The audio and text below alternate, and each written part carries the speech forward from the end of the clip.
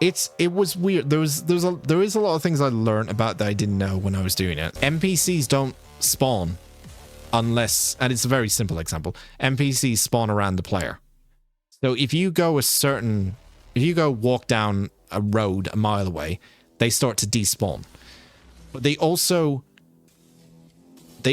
spawn at certain times of day and certain weather conditions as well. And even if you just move the camera around, they could just suddenly disappear. And that happens in the video like once or twice, I think. But yeah, pop in, pop outs. Yeah, it's a very pop in and pop out game, although it doesn't feel like it when you're playing it. But that's the kind of genius of that game, is that you don't realize it until you actually do silly things like I did and like really study it and really study like how they work and how, like, what's the common things that most people are doing and stuff.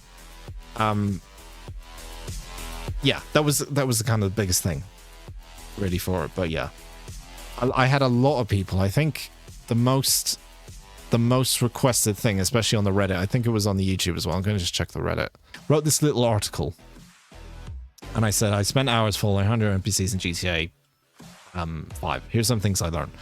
And it was basically just me explaining, look, I create videos about games, and here are just like a summary of the main things I learned. I said stuff like something bad will always happen to an NPC.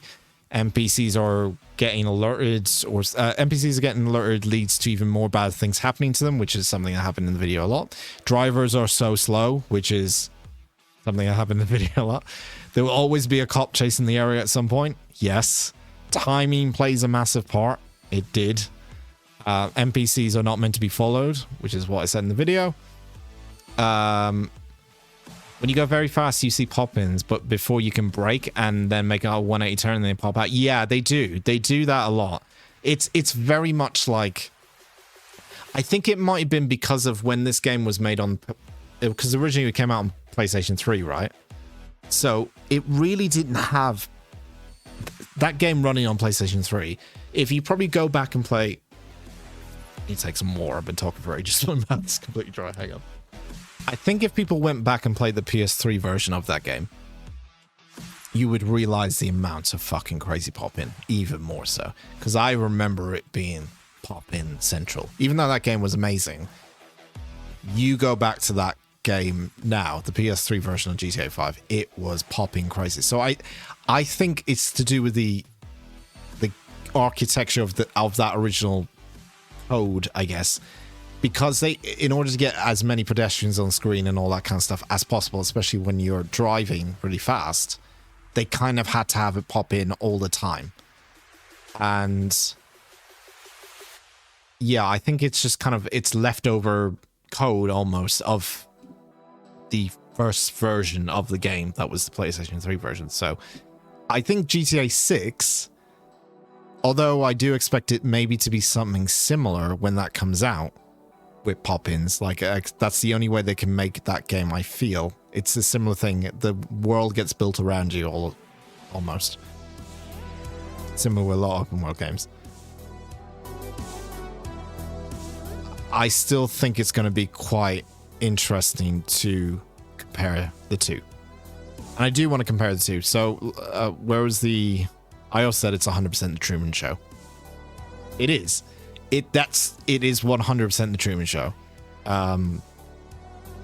What did I say? Truman Burbank, played by Jim Carrey, begins to suspect this whole... I was explaining the plot of Truman Show. He lives in some sort of reality TV show that's being played out around him. Throughout the film, he starts to notice things that make him question his reality. I wasn't questioning my reality, but either way. I remember a moment when when he follows a guy or a group of guys into a building that he's never been in before, and when he does, he noticed the buildings look like a movie set. That's the one part of Truman Show I remember most. And also when he's going round in circles on the roundabout, and he's like, I'm doing spontaneous things. It's such a video game movie. Truman Show is literally the most video game movie of all time, I feel. It's the most NPC movie of all time. And the number one comment was, can you do this for Red Dead Redemption 2, please? And I said, yes, that's in the pipeline for a future video. Because it is. Because I thought to myself, if this does well, then There's so many other games you can do this for. And just this particular thing, the NPC thing, obviously. I don't want the entire channel to be about me following NPCs. That's not really what it's about. But you can do a series of videos of this to compare how each world operates. And even Red Dead Redemption 2 is probably going to be significantly different compared to GTA 5. And then even GTA 6, when that comes out, that's probably going to be completely different as well. So there's so much there to kind of compare between the two different worlds as well. And it's a completely different world as well. Red Dead Redemption 2 has horses and cowboys and it's smaller. Like, technically it's smaller in scale when you have less people. So I think there'll be less popping in and things like that. And people have routines in Red Dead Redemption 2 as well. So it's like, it's a whole different kettle of fish, Red Dead Redemption 2, doing that kind of video. But yeah, I think it's either pop in or out or Bethesda NPCs. But that's the thing. Bethesda's, I think I mentioned it up here as well. Where was it?